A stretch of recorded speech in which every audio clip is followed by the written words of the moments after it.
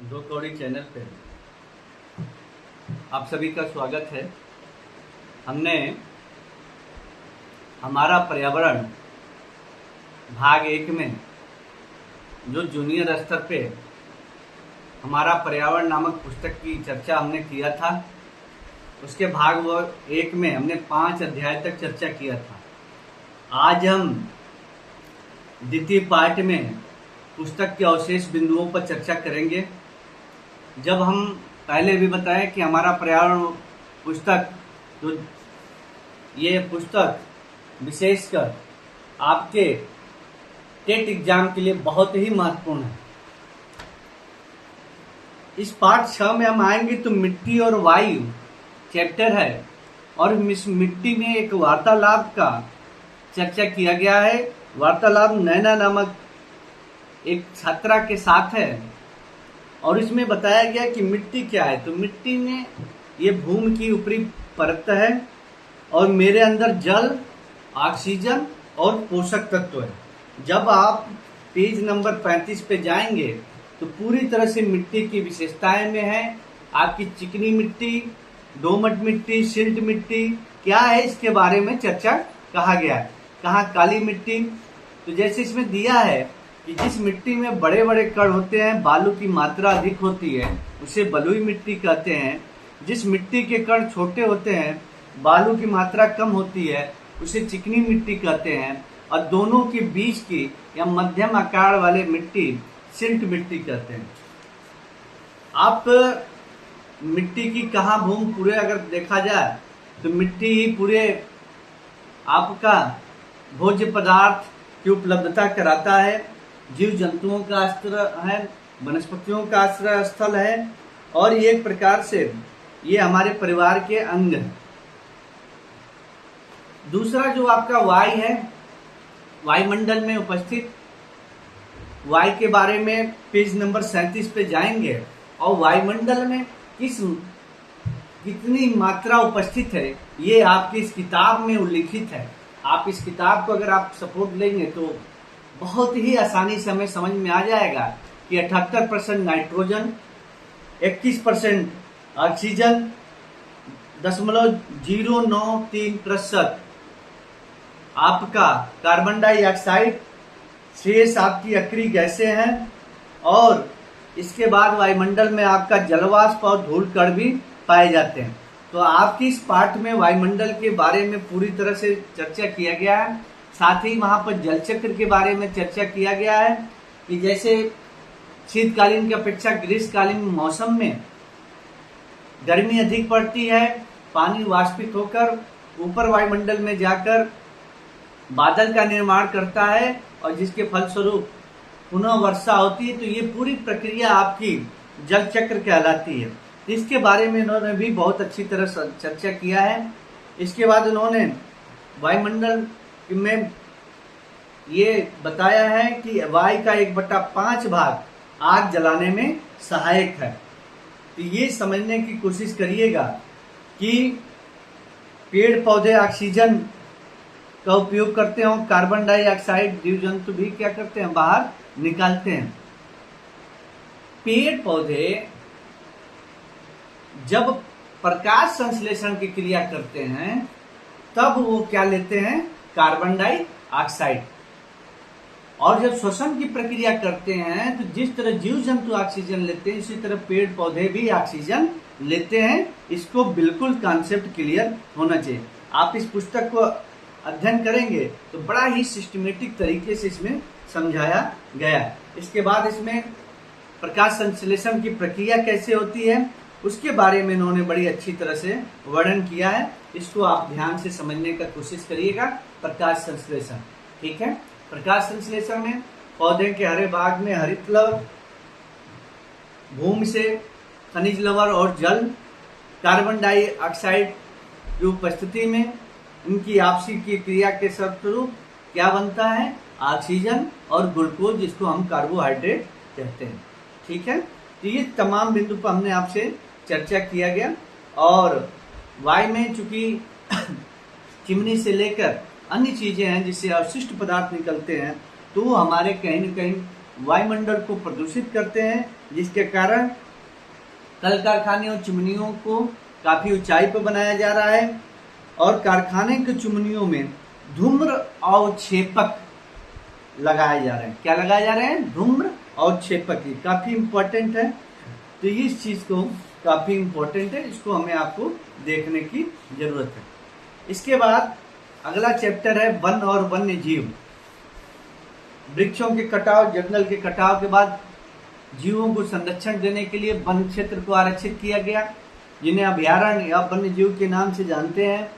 वनस्पतियां बड़ा ही इंपॉर्टेंट हैं और आपके इस पुस्तक के पेज नंबर 44 पे जाएंगे तो वहां वर्णित है कि कैसे विभिन्न प्रकार के जो वन हैं, जिन्हें हम प्राकृतिक औषधि कहते हैं, उनका हम उपयोग करके तमाम बीमारियों में उपयोग करते हैं। तो ये पेज काफी इंपॉर्टेंट है। जैसे नीम है, उसकी पत्ती का उपयोग रक्त शोधक, त्वचा रोगों के उपचार। ईसाबगोल के बीज है, भूसी है, पेचिश और कब्ज बीमारी में। सिनकोना की छाल है, मलेरिया की दवा में कुनैन नामक। जामुन के बीजों का चूर्ण डायबिटीज या मधुमेह में। यूकेलिप्टस का तेल जुकाम की औषध है। मुलेठी जड़ गले की खराश में लाभदायक है। और इसी पाठ में आपका वर्णित किया गया है कुछ ऐसे जीव जंतु जो विलुप्त हो चुके हैं, डायनासोर, मेमिथ, कुछ ऐसे जो विलुप्त के कगार पे हैं, जिनको खत्म है, उनको संकटग्रस्त या रेड जोन प्रजातियां कहते हैं, जिसके तहत बाघ, गिद्ध हैं। इसके बाद आपके इसी पेज नंबर 45 पे आपको वन्य जीव अभयारण्य, और ये आप देख लीजिएगा, उनसे प्रत्येक वर्ष क्वेश्चन आए कि कौन से वन्य जीव। अपने यहाँ अगर हम देख लें, दुधवा नेशनल पार्क, लखीमपुर खीरी और पीलीभीत, इसी तरह पेरियार चंद्र अभयारण्य इडुक्की केरल में। तो यहाँ पर सबका यहाँ पे उल्लेख आपका किया गया है, उसको आप समझ सकते हैं, पढ़ सकते हैं, जो आपके पुस्तक में उपलब्ध है उसमें देख लीजिए।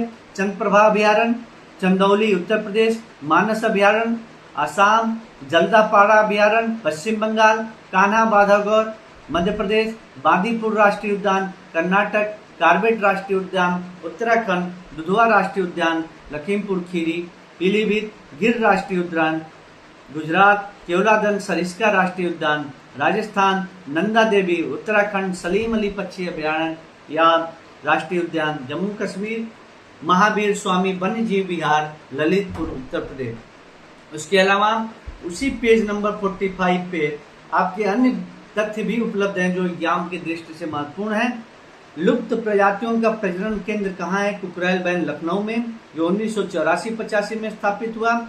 राष्ट्रीय चंबल वन्य जीव विहार योजना मध्य प्रदेश, राजस्थान, यूपी की संयुक्त योजना है, जो मगर और घड़ियालों के लिए संरक्षण के लिए है। घड़ियाल प्रजनन केंद्र 2 है, कुकरैल बैन लखनऊ और कतरनिया घाट बहराइच। प्रोजेक्ट टाइगर की शुरुआत हुई 1971 में और प्रोजेक्ट एलिफेंट 1992 में शुरुआत किया गया, जो बिजनौर और सहारनपुर 2 जिलों में। इटावा में फीसर वन में बब्बर शेर प्रजनन केंद्र स्थापित किया गया। यह आपका सफारी पार्क भी आपका इटावा में है। भारत का पहला नाइट सफारी पार्क कहाँ है? ग्रेटर नोएडा में। और इको डेवलपमेंट प्रोग्राम का उद्देश्य क्या है? निकटवर्ती वन क्षेत्रों में वन उपज का विकास करना। ये बहुत ही इंपॉर्टेंट है, इको डेवलपमेंट प्रोग्राम।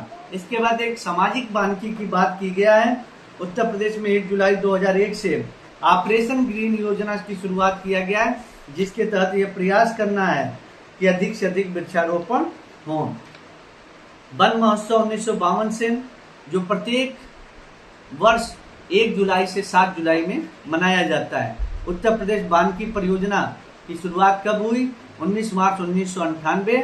और हमारे जीवन में वनों के महत्व देखते हुए प्रत्येक वर्ष 21 मार्च को क्या मनाया जाता है? विश्व वन दिवस। ये काफी इंपॉर्टेंट पार्ट है आपके लिए एग्जाम के दृष्टि से। अगला चैप्टर आपका 47 पर आपको मिलेगा पारिस्थितिकी तंत्र। तो इसके लिए बहुत इंपॉर्टेंट है पारिस्थितिकी तंत्र, इसको बड़ा ध्यान से समझने की जरूरत है और सीधा प्रश्न आपके एग्जाम में आया है और आने की पूरी तरह संभावना है। इसको जरा समझने की कोशिश करिए। कि सर्वप्रथम पारिस्थितिकी शब्द का हैंस रिटर ने प्रयोग किया था और इकोलॉजी शब्द अर्नेस्ट हेकल ने, इकोलॉजी शब्द का प्रयोग किसने किया? अर्नेस्ट हेकल ने। और पारिस्थितिकी तंत्र जो 2021 के टेट एग्जाम में आया है, एडी टांसले महोदय ने 2021 के एग्जाम में भी आया है, पारिस्थितिकी तंत्र का प्रयोग किसने किया?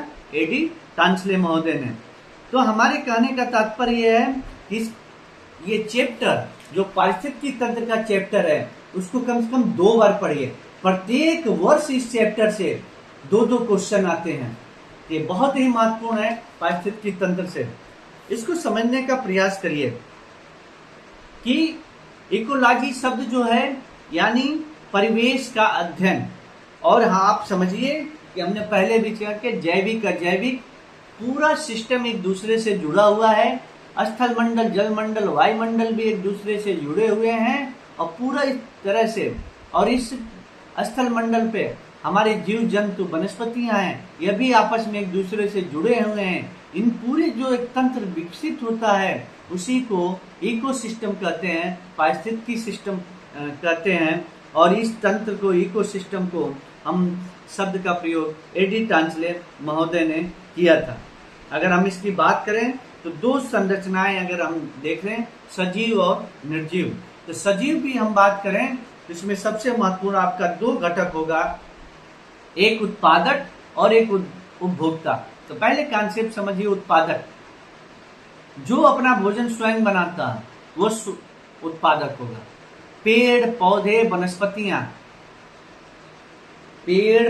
वनस्पतियां, खेत में उगाई जाने वाली सभी प्रकार की सब्जियां, फसलें, ये आपकी क्या है? स्वपोषी। और इन्हीं को हम उत्पादक कहते हैं। जो स्वपोषी को ही हम क्या करते हैं? उत्पादक करते हैं। कॉन्सेप्ट बिल्कुल क्लियर होना चाहिए। क्लियर हो गया? अब दूसरा शब्द आता है उपभोक्ता। अब उत्पादक को जो उपभोग करते हैं वो उपभोक्ता कहलाते हैं। उत्पादक को जो उपभोग करते हैं वो उपभोक्ता कहलाते हैं। अब उपभोग कौन करेंगे? गिद्ध, मछली, जीव जंतु, गिलहरी, बिल्ली, खरगोश, यानी शेर, बाघ, मनुष्य, जितने जीव जंतु हैं सभी किसका उपभोग करेंगे? उत्पादक का। तो उत्पादक तो स्वपोषी हो गया, और जो उपभोग कर रहे हैं वो आत्मनिर्भर नहीं है। वो किस पर निर्भर है? उत्पादक पर निर्भर है। किस पर निर्भर है? उत्पादक पर निर्भर है। तो इसीलिए उपभोक्ता को परपोषी कहते हैं। उपभोक्ता को क्या कहेंगे? परपोषी कहेंगे। कॉन्सेप्ट क्लियर हो गया? अब परपोषी परपोषी कहेंगे, इसमें 3 तरह की चीजें जो समझने का प्रयास करिएगा। एक होता है प्राथमिक उपभोक्ता जो शाकाहारी होते हैं, द्वितीयक उपभोक्ता जो मांसाहारी होते हैं, और तृतीयक उपभोक्ता जो सर्वाहारी होते हैं, अधिक मांसाहारी भी होते हैं। अब प्राथमिक उपभोक्ता वे होते हैं जो सीधे पेड़ पौधों और वनस्पतियों को, खाद्य पदार्थ को लेते हैं। इसमें वो शाकाहारी होते हैं। कॉन्सेप्ट आपका इसमें उदाहरण टिड्डा, बकरी, खरगोश, गाय, यानी ये प्राथमिक उपभोक्ता होगा। क्लियर हो गया? द्वितीयक उपभोक्ता हैं जो शाकाहारी जंतुओं को भोजन के रूप में लेते हैं। किसको लेते हैं? शाकाहारी जंतुओं को भोजन के रूप में लेते हैं। वो आपको द्वितीयक उपभोक्ता कहलाएंगे। जैसे मेढक, भेड़िया, सियार, इस तरह के जीव जंतु। ठीक है?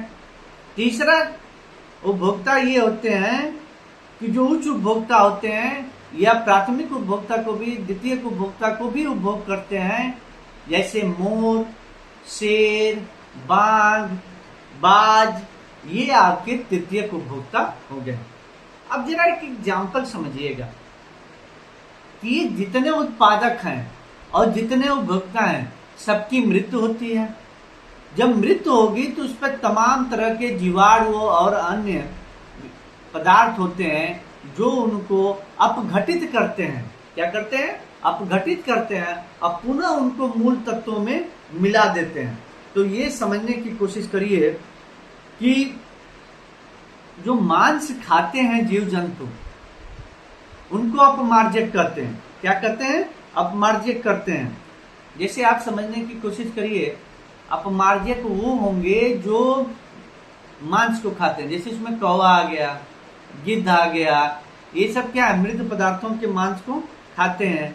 चील है, ये आपके अपमार्जक हो गए। यहां तक कॉन्सेप्ट आपका क्लियर होना चाहिए। ओके, अब एक चीज और आ गया आपका कि जो अपघटक होते हैं, जो बैक्टीरिया होते हैं, कवक होते हैं, वो जीव जंतुओं, सड़ी गली वस्तुओं के पोषण प्राप्त करते हैं और उन्हीं को मृत करते हैं, उनको अपघटित करके मूल तत्व, इसी को अपघटक कहते हैं। क्या कहते हैं? अपघटक कहते हैं। तो अपमार्जक शब्द क्या हुआ कि जो जीव जंतु मृत मांस पदार्थ को खाते हैं वो अपमार्जक, जैसे चील हो गया, गिद्ध हो गया, कौवा हो गया, ये अपमार्जक हैं। लेकिन जो जीवाणु होते हैं ये आपको क्या करते हैं? उन जीव जंतुओं, वनस्पतियों को अपघटित करते हैं, इसलिए अपघटक कहलाते हैं। क्लियर हो गया? दोनों खाते हैं, वो सर्वाहारी हो गए। और जो जीव जंतु दूसरे के शरीर में निवास करके अपना भोज्य पदार्थ प्राप्त करते हैं वो परजीवी कहलाते हैं। जैसे आपका जू, वो हमारे आपके शरीर में रहता है और ये प्राप्त करता है। मादा, मच्छर, जोक, ये आपके परजीवी जीव हो गए। यहां तक आपका कॉन्सेप्ट क्लियर हो जाना चाहिए। एक चीज और समझिएगा, निर्जीव घटक में बहुत मतलब नहीं है, स्थल मंडल, जलमंडल, वायुमंडल है, उसकी हम बाद में कभी चर्चा कर लेंगे। लेकिन एक चीज समझने की कोशिश करिए, घास है, घास को टिड्डा खाएगा, टिड्डा को मान लीजिए आपका ये मेढक खाएगा, और मेढक को सर्प खाएगा।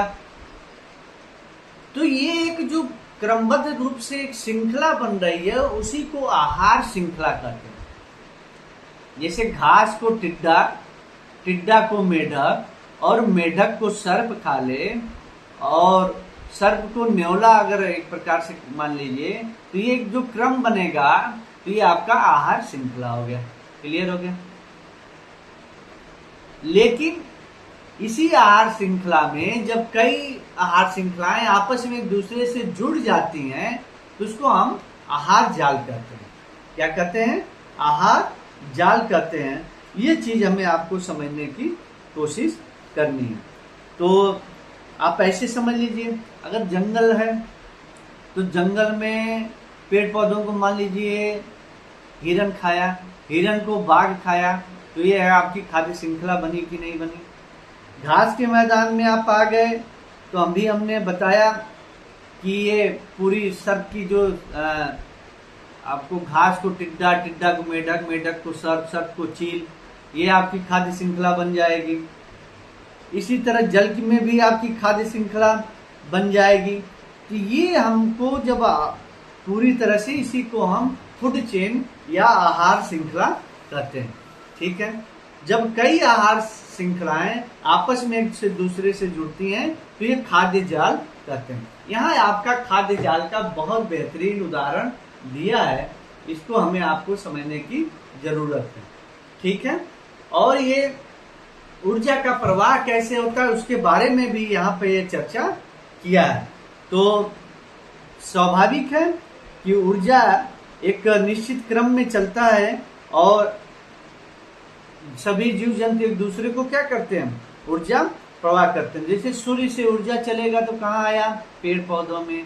पेड़ पौधे से यानी वो उत्पादक हो गए, फिर प्राथमिक उपभोक्ता, द्वितीय उपभोक्ता, तृतीय उपभोक्ता, पुनः आप घटक, तीनों को मृत होने पर घटक करते हैं, पुनः ये ऊर्जा हमारी चक्रीय रूप से क्या होती है? चलती रहती है। तो ये हमें आपको समझने की जरूरत है। इसके बाद यहाँ इसी पार्ट में पारिस्थितिकी पिरामिड की चर्चा किया है। तो ये काफी आपका इम्पोर्टेंट है, इसको भी देखने की जरूरत है। एक ये है कि उत्पादक तो आपके अधिक होंगे संख्या में, प्राथमिक उपभोक्ता उससे कम, द्वितीय उपभोक्ता उससे कम, तृतीय उपभोक्ता इससे भी कम। तो एक इस तरह का त्रिभुज बनेगा, नीचे संख्या अधिक, तो इस तरह के आपको हम जीव संख्या का पिरामिड कहते हैं। ठीक इसी तरह वेट के आधार पर बनेगा, जीव भार का पिरामिड कहेंगे। ऊर्जा के आधार पर बनेगा तो ऊर्जा पिरामिड कहेंगे। और पारिस्थितिकी पिरामिड का सर्वप्रथम प्रयोग चार्ल्स हेस्टर ने 1987। तो मेरा तात्पर्य ये है कि आपकी में पुस्तक में ये उपलब्ध है, इसको हम जितना बेहतर तरीके से उपयोग कर लें, इतना हमें आसानी से ये लाभान्वित हो सकते हैं। इसके बाद इसमें दिया है पेज नंबर 52। इसको बहुत इंपॉर्टेंट है कि हमारे यहाँ मरुस्थली, जलीय और पर्वतीय कौन से जीव जंतु पाए जाते हैं, उनकी विशेषता क्या है, इस बारे में आपकी चर्चा किया गया है। जैसे आप गलफड़े, मछली को तैरने के लिए गलफड़े पाए जाते हैं, इनकी शरीर धारा रेखित होती है। इनके मेढक में क्या होता है, पैरों की अंगुलियों के बीच में झिल्ली या पाद जाल होता है। ये इन्होंने इस पाठ में समझाने का प्रयास किया है कि क्यों किसी जंतु, जैसे अब उन्होंने बताया कि मरुस्थल में ऊंट क्यों इम्पोर्टेंट है, उनके गद्दीदार पैर होते हैं। वसा कुबर में वो वसा के रूप में भोजन संचित करते हैं। नागफनियां या अन्य पत्तियां होती हैं, वाष्पोत्सर्जक पत्तियां नुकीली होती हैं, वे मरुस्थल की जलवायु को सरवाइव कर पाती हैं। तो ये काफी इम्पोर्टेंट पार्ट है और इसलिए हम चर्चा कर रहे हैं कि इससे प्रत्येक साल 2 क्वेश्चन 3 क्वेश्चन आते हैं। पाठ पेज नंबर 56 पर जाएंगे तो पर्यावरण प्रदूषण और उसके प्रभाव पर चर्चा किया गया। 57 पे आएंगे तो ये बड़ा इंपॉर्टेंट है कि दूषित जल में उपस्थित सूक्ष्म जीवों के कारण होने वाले रोग, इनसे कई बार प्रश्न आ चुके हैं, तो उसको बड़ी सावधानी पूर्वक हमें आपको स्टडी करने की जरूरत है। पेचिस एंट अमीबा द्वारा, अतिसार जीवाणु द्वारा, टाइफाइड जीवाणु द्वारा, पीलिया विषाणु द्वारा, हैजा जीवाणु द्वारा। कभी पूछता है कौन सी बीमारी किसके माध्यम से होती है, मच्छर के द्वारा, जीवाणु के द्वारा, विषाणु के द्वारा। तो ये आपका इम्पोर्टेंट है। मच्छर से कौन से रोग होते हैं, ये भी यहाँ पे आपके इस चैप्टर में उत्पादन किया। इसके बाद आपके जब नीचे पैरा में आएंगे तो ये मिनीमाटा रोग, ये जापान में फैला था। वहाँ एक चित्सु कॉर्पोरेशन की कंपनी थी और वहाँ पारे का अशिष्ट पदार्थ जो है वो समुद्र में जाता है। समुद्र से मछलियाँ ये प्रभावित होती हैं और मछलियाँ खाने से जीव मनुष्य प्रभावित होते हैं। इसी को मिनीमाटा रोग के नाम से जानते हैं। इसके बारे में भी और ये क्वेश्चन आ भी चुका है आपके टेट एग्जाम में। इसके अलावा विशेषकर हम बात कर लें भारत के परिप्रेक्ष्य में, तो भोपाल में 2-3 दिसंबर 1984 को मिथाइल आइसोसाइनेट गैस का रिसाव हुआ था और जिसका परिणाम आज भी कहीं न कहीं है। तो ये बहुत ही महत्वपूर्ण है। इससे भी क्वेश्चन पूछते हैं कि भोपाल गैस ट्रेजेडी कब हुआ, इससे कौन सी गैस का रिसाव हुआ। आज पोल्यूशन कई प्रकार के हैं, इसमें इस पुस्तक में इन्होंने ध्वनि प्रदूषण की भी चर्चा किया और ध्वनि प्रदूषण से व्यक्ति चिड़चिड़ा होता है। इसमें डेसिबल की इसकी इकाई है और इसमें पेज नंबर 60 पे जाएंगे तो दिखाया है कि 80 डेसिबल से अधिक की तीव्रता कानों पर क्या करती है, विपरीत प्रभाव डालती है। ये काफी महत्वपूर्ण है और इस किताब के प्रत्येक चैप्टर का अगर अभ्यास प्रश्न भी हल करेंगे तो आपके आत्मविश्वास को ये बहुत ही मजबूत करेगा। ये हमें आपको समझाने की जरूरत है। हमने पिछले बार वीडियो में भी बताया कि कम से कम इस किताब को आप लोग 2 बार पढ़िएगा। पर्यावरण और संतुलन के बारे में भी यहाँ पे चर्चा किया गया है, कैसे इस पर हमें किया जाएगा। अभी इन्होंने पेज नंबर 66 पे नमाम गंगे कार्यक्रम की शुरुआत चर्चा किया है, जो गंगा जी को साफ करने के लिए था। जून 2014 में एक फ्लैगशिप प्रोग्राम के रूप में ये जल शक्ति मंत्रालय द्वारा चलाया गया। 67 पेज पर जाएंगे। ई कोलाई जल के लिए अनुकूल है, इनकी अगर अनुकूल मात्रा में है लेकिन अधिक मात्रा होती है तो ये हमारे लिए नुकसानदायक होती है और विशेषकर इसके प्रभाव से कोलाइटिस नामक बीमारी होती है और एक जिसे आंत या पेचिस की शिकायत के रूप में हम जानते हैं। इसके बारे में उन्होंने चर्चा किया है। तो ये हमारे लिए आपके लिए बहुत ही इम्पोर्टेंट है, इससे भी क्वेश्चन आ सकते हैं। ठीक है, इसके बाद जो सबसे महत्वपूर्ण है जनसंख्या और पर्यावरण, उनका क्या प्रभाव है, इन्होंने पेज नंबर 71 पे इन्होंने मालथस के सिद्धांत की चर्चा किया है। इसमें कहा गया है कि हमारा जो खाद्य पदार्थ है, जो उत्पादक है, वो 1 गुना, 2 गुना, 3 गुना, 4 गुना, 5 गुना, लेकिन जनसंख्या जो है वो ज्यामितीय बीज से बनती है।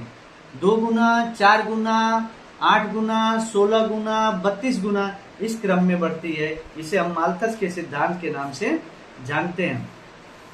ये जनसंख्या वृद्धि का क्या प्रभाव है, इसके बारे में भी चर्चा। इसमें उन्होंने पेज नंबर 73 पे जनसंख्या वृद्धि के पर्यावरण पर क्या प्रभाव है, इसके कारण भी चर्चा की आती है। इसको सिंपल से ऐसे समझिएगा कि चाहे वायु प्रदूषण हो या इनके द्वारा तमाम जहरीली गैसें वायुमंडल में प्रवेश करती हैं, जैसे CFC chlorofluorocarbon, CO2 carbon dioxide, sulphur dioxide, nitrous oxide, और ये जितनी जहरीली गैसें निकलती हैं इन्हीं को ग्रीन हाउस गैस कहते हैं। क्या कहते हैं? Green house gas. मीथेन भी आएगा उसी में। मीथेन विशेषकर धान के खेतों से भी निकलता है। तो ये जो ग्रीन हाउस गैस हैं, जब इनकी वायुमंडल में मात्रा बढ़ती है तो हमारे पृथ्वी के तापमान को बढ़ाती है, जिसे हम वैश्विक तापन कहते हैं, ग्लोबल वार्मिंग कहते हैं। ये ग्रीन हाउस गैस ऊपर वायुमंडल में ओजोन मंडल पाया जाता है। कौन सा मंडल? ओजोन मंडल पाया जाता है, जिसको नुकसान पहुंचाते हैं। इसी कारण 16 सितंबर को ओजोन दिवस मनाया जाता है। ये ग्रीन हाउस गैसों के प्रभाव से चर्म रोग सहित अनेक प्रकार की बीमारियां फैलती हैं। तो हमारे कहने का तात्पर्य है कि जो हरित ग्रीन हाउस गैस हैं, इनके कारण ही पृथ्वी का तापमान बढ़ता है, जिसे हम वैश्विक तापन ये कहते हैं। पेज नंबर 75 पे आप जाएंगे तो विश्व जनसंख्या दिवस 11 जुलाई, और ये बताया गया कि जनसंख्या की दृष्टि संसार के आधे से अधिक लोग एशिया में रहते हैं, और भारत में प्रतिवर्ष 1 ऑस्ट्रेलिया की जनसंख्या के बराबर जनसंख्या बढ़ती है।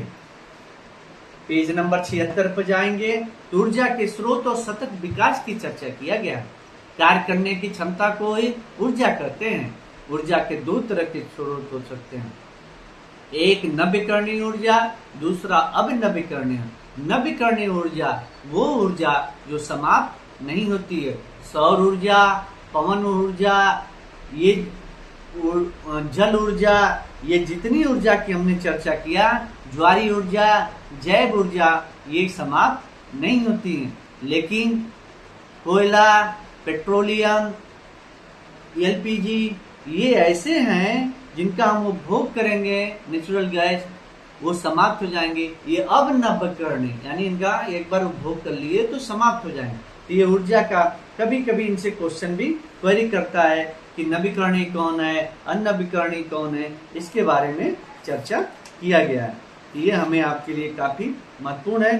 पेज नंबर 78 पे जाएंगे, इसमें दिया है तमिलनाडु के कन्याकुमारी, गुजरात के ओखा, मध्य प्रदेश के देवास में पवन ऊर्जा क्या होता है, संचालित होता है। आज देख रहे होंगे कि आज प्रत्येक घरों पर तेजी से सोलर ऊर्जा का लग रहे हैं। ये काफी इम्पोर्टेंट है। ये चीजें हमें आपको समझने की कोशिश करेंगे। पेज नंबर 80 पे आप जाएंगे, ऊर्जा संरक्षण इको फ्रेंडली का लोगो बना हुआ है, और इस पर एक लाइन है, इसमें दिया है कि LED का फुल फॉर्म क्या होगा, लाइट इमिटिंग डायोड। CFL का फुल क्या होगा, कॉम्पैक्ट फ्लोरेसेंट लैंप। ये काफी आपके लिए फ्रिज, रेफ्रिजरेटर से निकलने वाली गैसों के बारे में इस पर चर्चा किया गया। इसके बाद आपके प्रश्न में, आपके सिलेबस में सबसे महत्वपूर्ण चैप्टर जो है आपदा और प्रबंधन है। आप समझ रहे होंगे कि 2 प्रकार की आपदाएं हो गई, एक प्राकृतिक, एक मानवीय। अब प्राकृतिक आपदा का इन्होंने बहुत बेहतर एग्जाम्पल आपकी इस किताब में इन्होंने दिया है, और इधर आपके कृत्रिम आपदा की चर्चा किया है पेज नंबर 83 पे। आप समझने की कोशिश करिए। अचानक होने वाली ऐसी विनाशकारी घटना जो व्यापक स्तर पर जीवनधारियों के जीवन को प्रभावित करे, वो आपका आपदा कहलाता है। 26 दिसंबर 2004 को समुद्र में भूकंप आया, जिसे हम सुनामी के नाम से जानते हैं। पूरा दक्षिण पूर्व एशिया इससे प्रभावित था। इन्होंने बताया है कि प्राकृतिक आपदा और मानव जनित आपदा का उदाहरण दिया। भूकंप, ज्वालामुखी, भूस्खलन, तूफान, आग लगना, शीतलहर, ये तमाम चीजें आपकी क्या हैं? प्राकृतिक आपदा।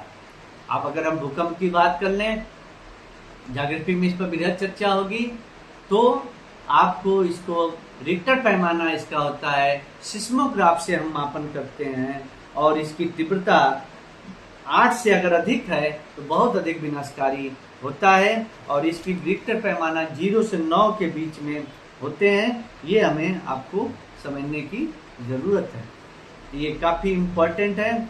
और इसके साथ ही इन्होंने तमाम ज्वालामुखी की भी चर्चा किया है कि हिमालय और आल्प्स पर ज्वालामुखी नहीं पाए जाते हैं। हम ज्योग्राफी पे इस पर चर्चा करेंगे बृहद। और आप समझने की क्या, जो ज्वालामुखी से निकलने वाले गर्म तरल पदार्थ को क्या कहते हैं? लावा कहते हैं। उसके मुख को क्या कहते हैं? क्रेटर कहते हैं। उसका मुख जब बड़ा हो जाएगा तो क्या कहलाएगा? काल्डेरा कहलाएगा। तो ये हमें आपको समझने की जरूरत है। सुनामी शब्द जो है वो जापानी भाषा का शब्द है। जब आप इसको किताब को पढ़ेंगे तो हर पेज पर कुछ न कुछ है। यहाँ पे एक चर्चा किया गया है कि 16 जून 1819 को गुजरात में कच्छ में भयंकर भूकंप आया और एक नया बांध का निर्माण हुआ, जिसे अल्लाह के बांध के नाम से जानते हैं। और ये कम से कम लोगों के लिए काफी सहायक हुआ। इसी तरह जावा और सुमात्रा में करकोटोवा ज्वालामुखी का उद्भेद हुआ था 1883 में, जिसमें बड़ी संख्या में लोग मारे गए। तो कभी कभी ज्वालामुखी का नाम दे देता है और कहाँ स्थित है, इस तरह के भी प्रश्न आते हैं। इसके बाद जब प्राकृतिक आपदा की बात करें तो चक्रवात शब्द अपने यहाँ प्रयोग होता है। उनको अलग अलग जगहों पे अलग अलग नाम से जानते हैं। अगर अरब सागर और बंगाल की खाड़ी में जो समुद्री आंधी आती है उसको चक्रवात के नाम से जानते हैं। लेकिन उसी चक्रवात को अमेरिका में हरिकेन कहते हैं। अमेरिका में क्या कहेंगे? हरिकेन। चीन होता है जापान और फिलीपींस में टाइफून, बांग्लादेश भारत में चक्रवात, ऑस्ट्रेलिया में विली विली के नाम से जानते हैं। यहाँ पे हुदूद, ये तमाम चीजों पे यहाँ पे इन्होंने चर्चा किया है।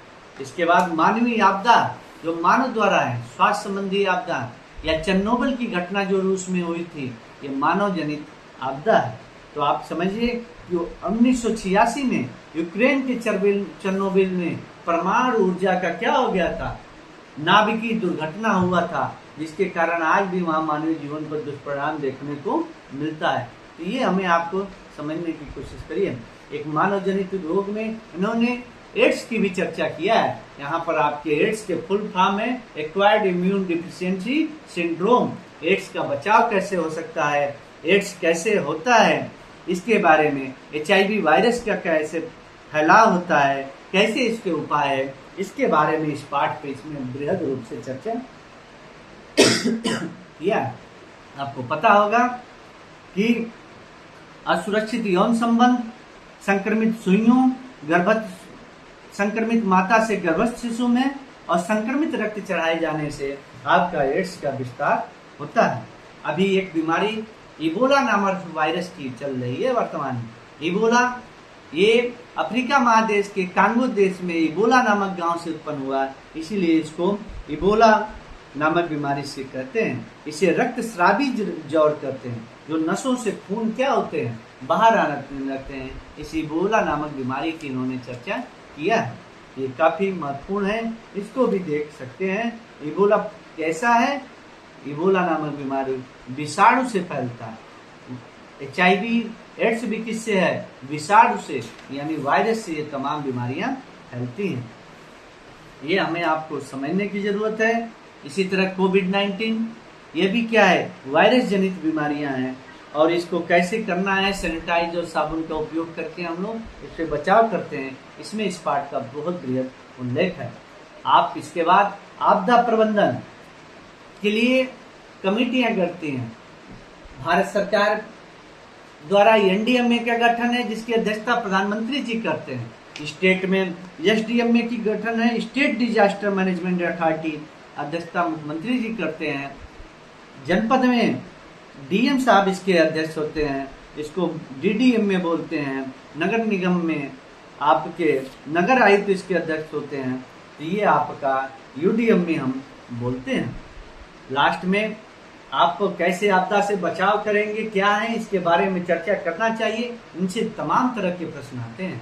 आपातकालीन help number, state emergency operation centre number 1070, जिला इमरजेंसी ऑपरेशन सेंटर नंबर 1077, अग्निशामक एवं आपातकालीन नंबर 101, यहाँ पर इन्होंने चर्चा किया है। 1904 पेज पर जाएंगे तो भारत के प्रमुख पर्यावरण की इन्होंने चर्चा किया है। अगर आपके सुंदरलाल बहुगुणा जो चिपको आंदोलन के प्रणेता हैं, ठीक इसी तरह उन्हें कई पुरस्कार मिला था। इन्होंने नारा दिया था, बांध नहीं चाहिए, बांध पहाड़ का विनाश है।